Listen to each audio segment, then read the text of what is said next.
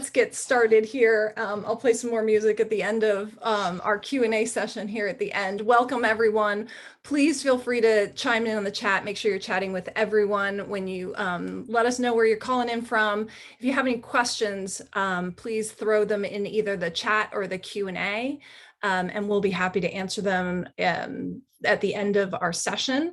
But I'm going to introduce our speaker, Elliott. We're talking about driving engagement with dynamic content. And Eric, I'm going to let you do a little intro of yourself and get this presentation started. Cool. Thanks, Monica. First, happy Thursday. Hope everyone's doing well. Tomorrow's Friday, so we have that looking forward. I wanted to kind of introduce myself and give you a little bit about me from a personal and from a professional standpoint. Personally, I'm from El Dorado Hills, California. I live there. We're about an hour away from Lake Tahoe. I live there with my wife, our 2 kids, our dog, and Little League baseball season just started. So that's kind of occupying my time at this point. From a professional standpoint, I've been in the email marketing space for about 16 years now. I've had the opportunity of working in different areas with email marketing, from an email service provider to an email verification solution. And then now with Nifty Images, what we're doing is we're helping companies personalize the experience with emails, making it a very engaging process for them. What I've learned about myself in this time is that I'm very customer centric at heart. So my ultimate goal is to align the right technology with the right company and ultimately kind of satisfy their needs or any hurdles or any complications that they have. So for me, being customer centric, it's very, very important to me. I'm very excited about the work that we have done here at Nifty Images. In the past several years, we have grown the company substantially. As you can see here with some of the partners and kind of larger brands that we work with, these people trust us to help them with their email personalization needs. I will say this though, even though I'm displaying kind of some larger brands here, Nifty Image has kind of leveled the playing field for email personalization as a whole. So it does not matter how big or how small of a company you are.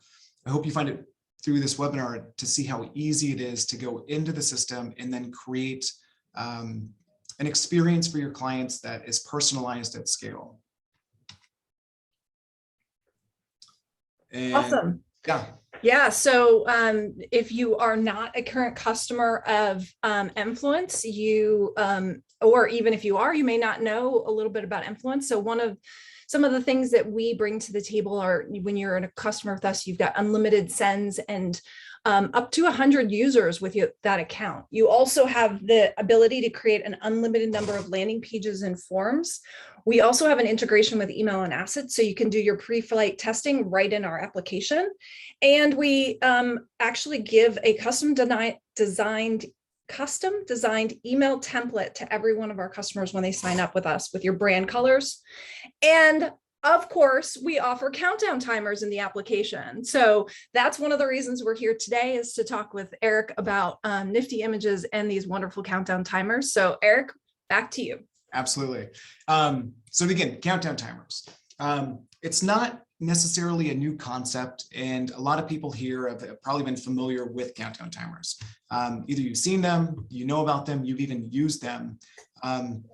I will say this, for everyone on the call that's working with Influence, this is something that you can get in and start using right away.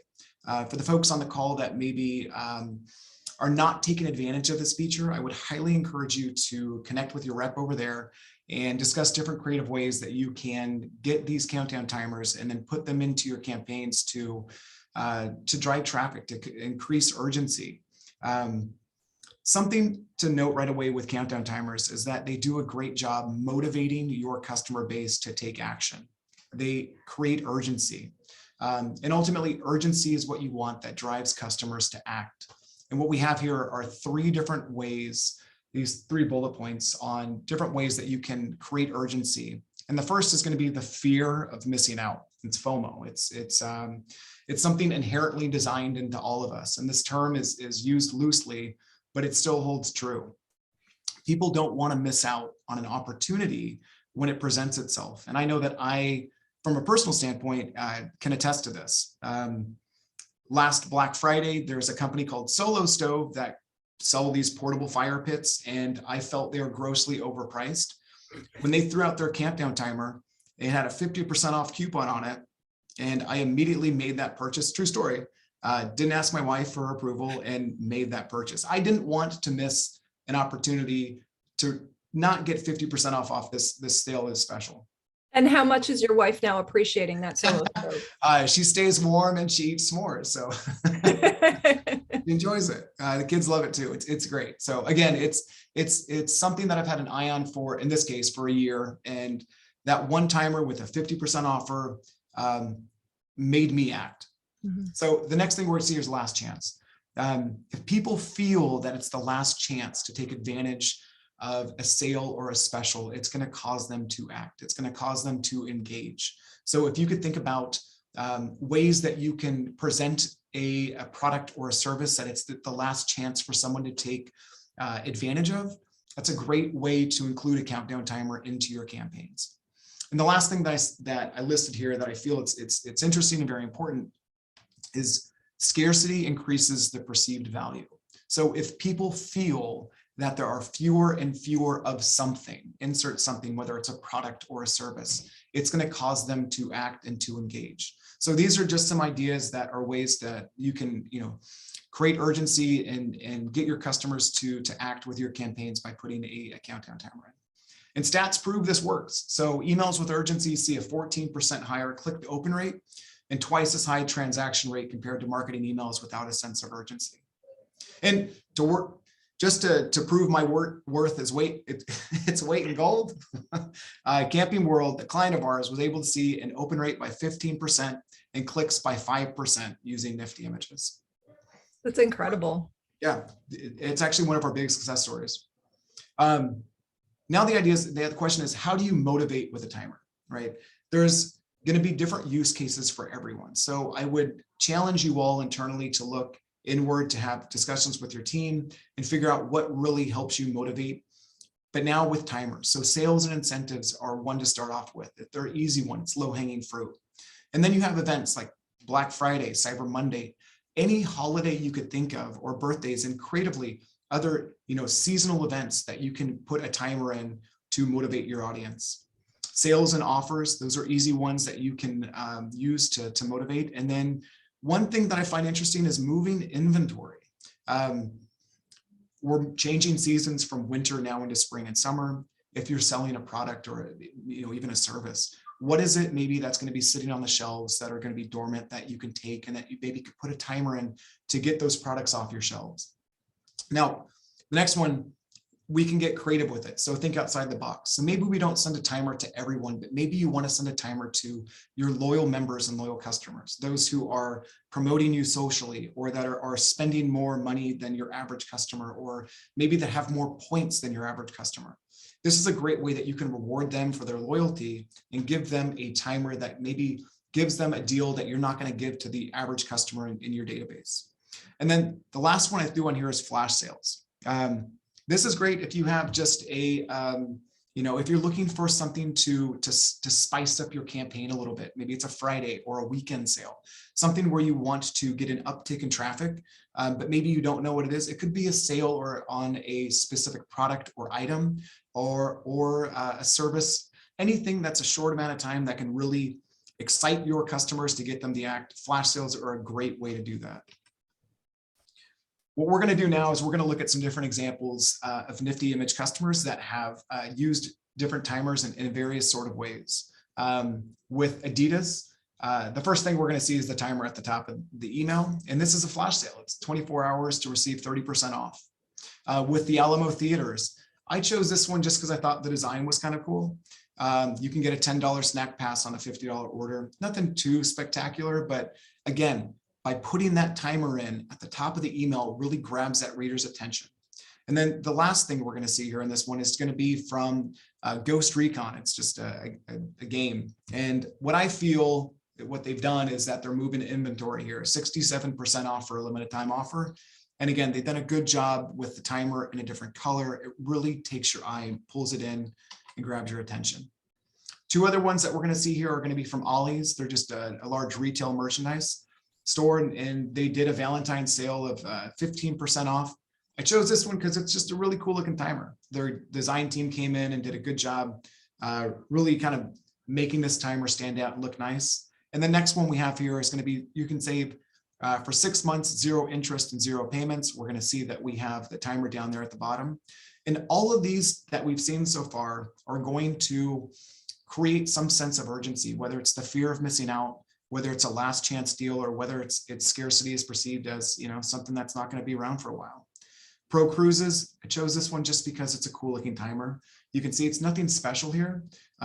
We don't want you to rush, but our special offers are ending soon. There's nothing really urgent here, but by putting that timer in this email, it creates this maybe almost a false sense of urgency. And then even with Burger King, they could have got away with maybe not putting a timer in this, right? Your early access starts now if you like Burger King and Ghost Peppers, but just by putting that timer in, just to spice it up a little bit, no pun intended, it really requires that customer, I didn't mean to, that wasn't scripted or anything, it requires them to take action. It's just, it's something that it's a value add in this case that can get those readers and those subscribers just to get their attention. So you can use them not just to count down to the end of a sale, but like to say that this is going to be on, like we're going to be offering this 100%. In 5 days. So keep your eye on our inventory or on our website or whatever it might be. 100%. And I think that the thing to take away from that is that get creative, right? Don't think of it as just an inside the box use for a timer. However creative you can get with a timer, you can apply it to any campaign you want, because ultimately what we want to do is we want to spark some sort of engagement with our subscriber base. Mm-hmm. So what happens with the timer when it's done counting down? In the past, what you've seen is just zeros across the board. So on the left image here, we have, 2 days, 12 hours, 33 minutes. But when this counts down, the subscriber usually would see zeros for 0 days, basically across the board. What we've done now is we're giving you the opportunity to put an expiration image that will be seen immediately after the timer expires. We want to give the subscriber a good experience regardless when they open that email, if it's when the timer is counting down, or if they've missed the sale or the special, to when they now see the expiration image. And the beauty about doing this is that you can put 2 different links behind each respectively. So when the timer is counting down, you may send those subscribers to the sales page where they can get 2-for-1 cookies. Or when that expiration image shows up and they click that link, that could take them to a different destination URL where it maybe takes them to their homepage where you're able to collect some of that 0 and first party data on them. So the timers that we've looked at thus far have been counting down to the same date and time for every subscriber that used them. What about the idea of wanting to have dynamic timers that are different for every person anytime they open that email? The answer is it can be done. And it can be done by the use of a date database variable. So when I say a date database variable, it could be the date that the subscriber has signed up for your subscription. It could be a trial expiration date. It could even be the last date that they've made a purchase, right? Obviously, we see here birthdays, delivery dates, and trial expiration dates. These dates can be used very systematically in your timer so that when you send out that email campaign, everyone gets their own unique timer. So it makes them feel as though you're speaking to them, right? Now, we also threw up a poll here for folks to find out what you hope to achieve by using dynamic content in your email. So if everybody could take this opportunity while Eric's speaking to respond to that, and we'll show the results in a little bit over a minute. We'll give you a couple to read it. And Eric, go ahead, keep on. No, it's perfect. Thank you. What I was hesitant on showing this slide because I didn't want to get in the weeds too much, but it's the reason I chose to show this is because I wanted to show you how easy it is to make something dynamic. So after you create a timer in Nifty Images, what you're going to do is you're going to see an image URL. At the end of that image URL, you're going to see this fictional date merge tag I have here. This is literally where you just copy and paste the date database variable to where now when you send this email, everyone will get their own unique experience with that countdown timer. This is going to be, again, using a date database variable and email merge tag. The next in the middle we're going to see is email open. So an email open, conversely, is going to give everyone the same experience when they see that countdown timer. So if I send out an email and Monica's on vacation in the Bahamas and she gets back from work and she opens that email, in this example, she would get a 3-hour countdown timer. But if I open this email, I would see this countdown timer immediately. So again, it gives everyone the same experience regardless of when they open that email. It's almost like a false sense of urgency, but it still works. And the last option here we're going to see is Webpage. After you create the timer, if you select Webpage, you would copy this image URL and you would paste it into your website in your CSS or HTML. And we will write a cookie to the visitor's browser. So every time that that user has abandoned the website and comes back, they're going to see the proper representation for that timer when they come back to the website. So these are going to be examples of dynamic timers. And what we can see here is the first one is from Shoe Dazzle. After someone goes to the website and signs up for the newsletter, they're going to see a limited time offer, an exclusive welcome offer that gives them whatever promotion this is at this point, $9.99 for first styles. But again, this is a limited time offer after someone signs up for their newsletter.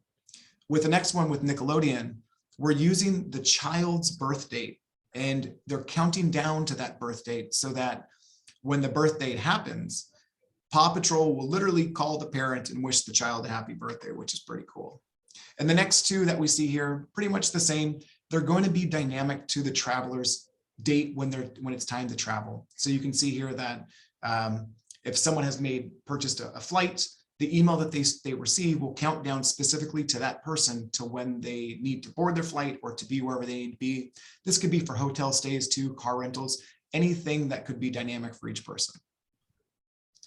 You can get creative with this too. So if we can determine the recipient's time zone, we're going to adjust the time to the local target. So if you are in the West Coast, you would see a time that is reflective for the West Coast time. For Central, you would see Central time, and East Coast, you would see East Coast time. I know my mapping and time zones are a little off in these images, but you can get very creative with how you want to display your timers to your audience. This is especially great if you have, different locations that are across the globe or even domestically where time zone does come into play. So everything we've looked at so far has been timers that you can create in nifty images. This speaks to the designers that may be on this phone call. With Photoshop timers, you now have the ability of creating very custom design timers that you're not going to find anywhere else. This will require you to use Photoshop, but I think for the most part, people do use Photoshop. When you do, you're able to use all the layering, the effects, and the custom designs, anything that Photoshop basically has to offer. You can use this and make a really cool looking unique timer. You can see here that we have a low opacity timer in the background. In the forefront, we can see the standard timer. You can also see with Moo business cards, what they've done is they put a timer up here, minutes and seconds. So it does not have to be linear when you're using Photoshop. Suka T did a good job just creating just boxes that were unique in Photoshop around the timer.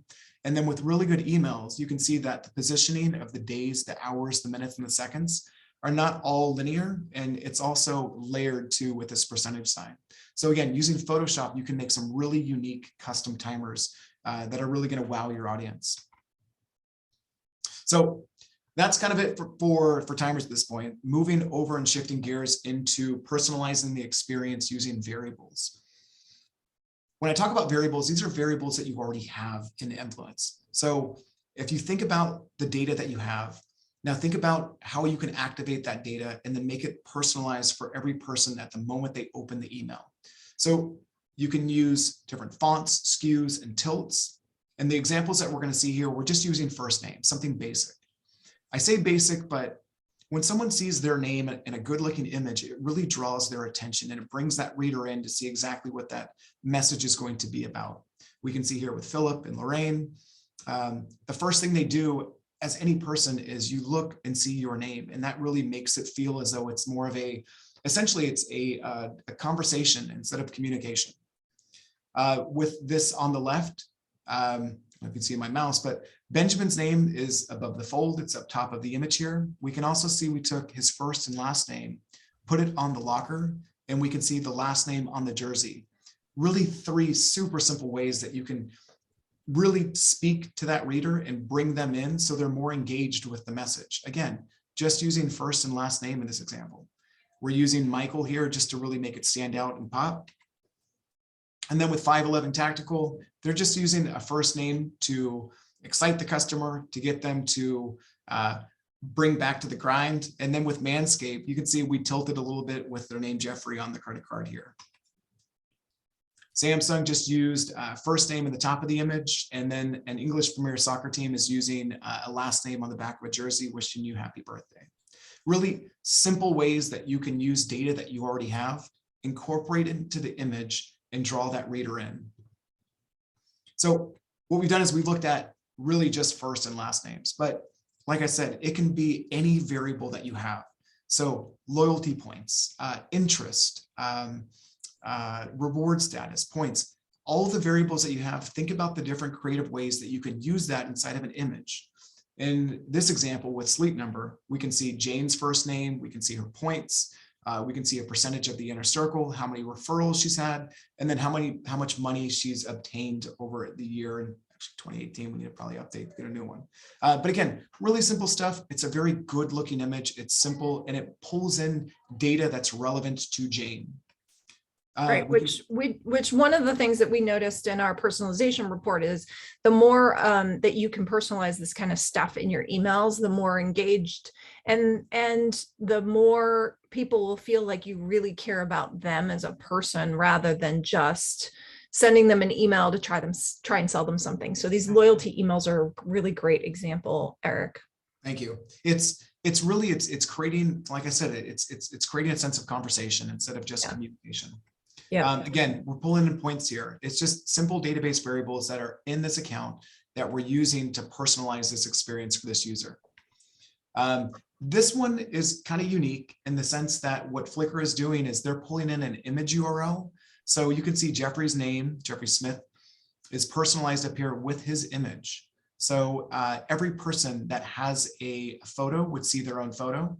And then down here, Jeff's most popular photo looks like K2 or one of the other big mountains in the Indies. Anyhow, you can see his picture down here. So every person's going to see their own picture, some stats that they have on their account for the year in review. And it's just something that when they see, they can look back at and feel good. Variables in your database can also dictate what image is seen. And what I mean by that is more easier to show than to explain. So we can say in this example, if you're collecting points on your subscribers, and maybe the subscriber has 0 to 100 points, they might see just the 20% image. But subscribers that have 101 to 200 points, they would see the 30% off image. And then subscribers that have above 201 points, they would get the 40% image. So this is a way to reward those that either have more points or spending more money. And there's always a default image you're going to see here where if someone does not have any points. So you can always show the appropriate image based on the variable that you have in your system. We're showing here different days of the week suggested shows. So throughout the week, based on customers' viewing habits, we can show the appropriate image for the appropriate show that we feel necessary for each subscriber. So again, this is going to be different for every person.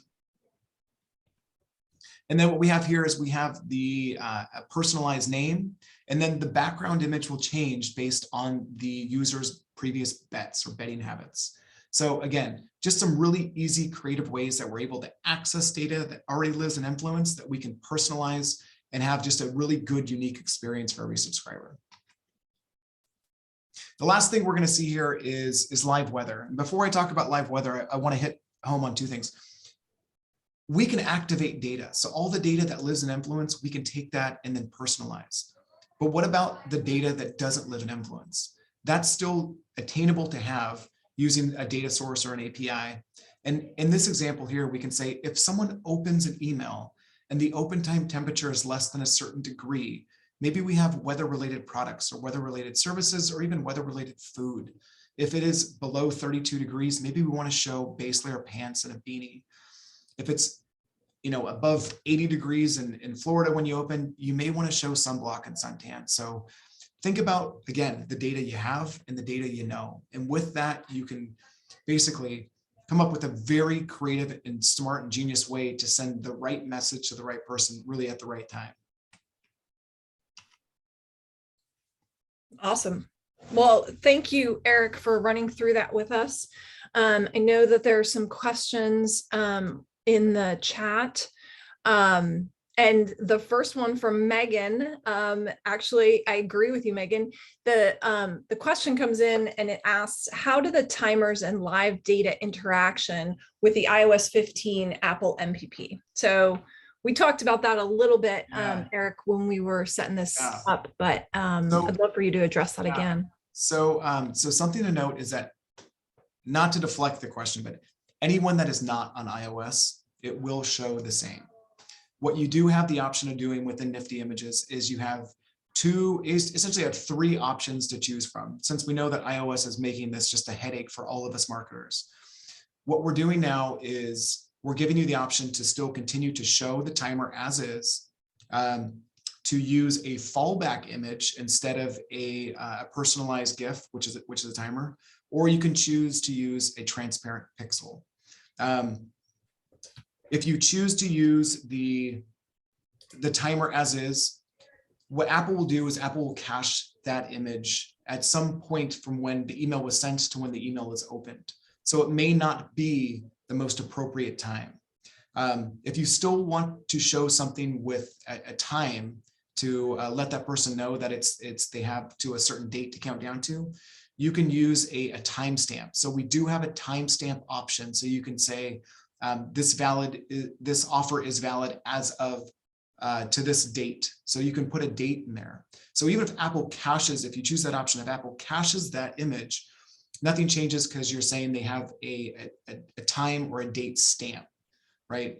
So that would be a way to counteract the timer.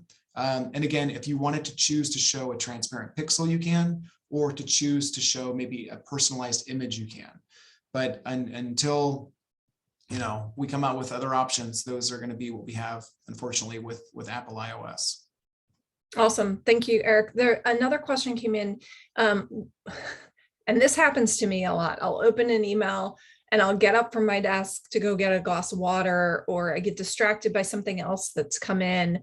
And then I go back to that email. Would the emails continue to just count down? No, okay. Yeah, it won't. And what we do is we put a countdown timer is essentially it's a GIF. I want to fight about GIF and GIF.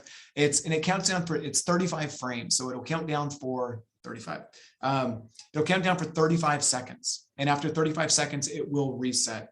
Now, if the user logs out of that email and then logs back in, it will refresh with a new 35-second animated GIF. Okay, great. What about, so another question that came in is around the Photoshop. You mentioned that most people do use Photoshop, but what happens if somebody doesn't use Photoshop? Is there a workaround for that? You know what, right now, there's not. So Photoshop would be the only option if you wanted to build like a customized image like we're seeing here. You would need Photoshop to do it. Otherwise, what you can do is just create a timer within Nifty Images, and you can upload a background image. See if I have any background images you could just upload a background image behind it. But if you want to use the effects of layering and different positioning, you're going to need to use Photoshop to make that happen. Okay, like the one with the superhero and Correct, numbers behind that you just set up. Great. We have another poll here up for you. Just wondering what describes your current use of dynamic content, whether you're using it extensively sometimes, planning to use it or not planning to use it. So chime in there as we start answering the rest of these questions that have come in. So this is another GIF question. Sure. I call it a GIF. I don't call it a GIF. What's too. the experience in Outlook with countdown timers, since Outlook doesn't recognize GIFs?